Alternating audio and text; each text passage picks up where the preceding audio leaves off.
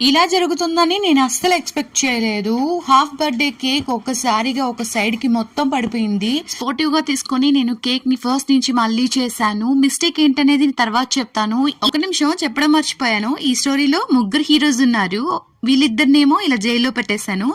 So ముగ్గురిని ఒకదాని తర్వాత ఒకరిని మనం కేక్ లో పెట్టేసుకుందాము, డిజైనింగ్ అనేది చేసేసుకుందాము. ఈ హాఫ్ బర్త్డే కేక్ మెయిన్ గా పడిపోవడానికి రీజన్ ఏంటంటే 6x10 లో చేయడం వల్ల ఆ హాఫ్ బర్త్డే అంటే హాఫ్ కేకే ఉండాలి కదా. సో హైట్ అనేది ఇంక్రీజ్ అయిపోయింది.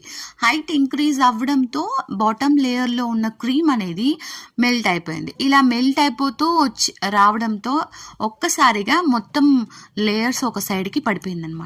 ఇది రీజన్. సో ఈ మిస్టేక్ ని మీరు ఎవరు రిపీట్ చేయకండి, మైండ్ లో పెట్టుకోండి.